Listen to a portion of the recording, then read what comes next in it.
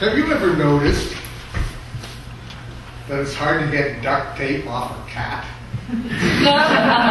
See, what happened was my cat Roger was messing in my plants, kicking the dirt all over the place, and I heard that you could toilet train a cat.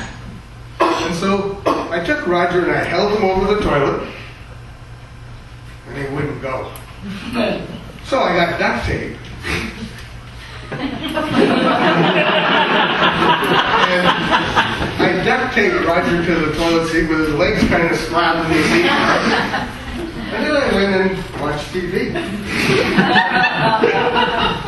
In a minute, there was a knock on the door. It was my new neighbor from down the hall. And she asked me if I would help her hook up her DVD player. And she was showing pretty good cleavage, so I said yes. And after I hooked up her DVD player, she gave me coffee and cookies. While I was eating one of the cookies, I could feel kind of a hair in my mouth there. And then I remembered Roger. And then running back home, when I got home, Roger was not happy. So I peeled the duct tape off the toilet seat, but I couldn't get it off of his arms. So I put Roger in my car, we drove down quickly to the all-night animal hospital down the road. When we got there, we were greeted by this woman who I will call Animal Nurse. I went and explained everything, what had happened to Animal Nurse. There were a couple other people in there waiting ahead of us with a couple of dogs, and the dogs were barking, and Roger was quite scared, and I was holding Roger, and I put Roger on the counter. Animal Nurse went, zipped into the back, came out with this guy wearing a smock, who was kind of trying to look like a doctor, I think. And well, he's not a real doctor. So I called him Semi-Doctor. Semi-Doctor told Animal Nurse to go in the back and get some hair clippers. While she was doing that, one of the guys said, "Hey, I was here first," and I was saying, "Can't you see this is a duct tape emergency?" After a while, Animal Nurse came back with the hair clippers, and Semi-Doctor was cutting the hair off of Roger. And then a couple of cops showed up.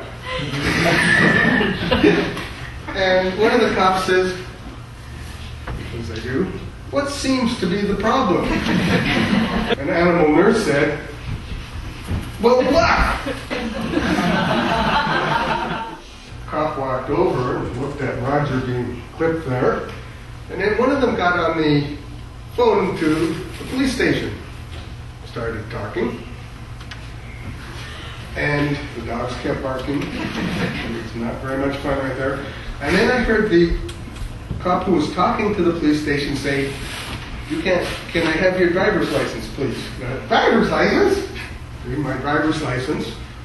A minute later he said, "You can't drive your car, your insurance has expired." And I went, "Great." Then I heard Semi-Doctor talk to Animal Nurse and ask her to go in the back for something else. And it sounded like an injection, a needle or something like that. The other cop asked Semi-Doctor if he could help himself to coffee. And when he did, I saw the other cop walk over. I saw that the coffee machine had been repaired with duct tape. So I started to give a little speech about how wonderful duct tape was, and no one was really listening very much.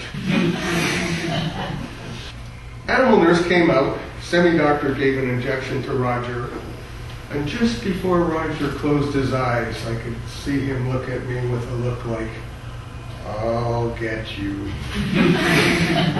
Closed his eyes. The dogs stopped barking. I think the dogs had thought that Roger had died. They were quiet. They got very quiet in there, except for the sound of the clippers buzzing away, and when I accidentally stepped on one of the dogs.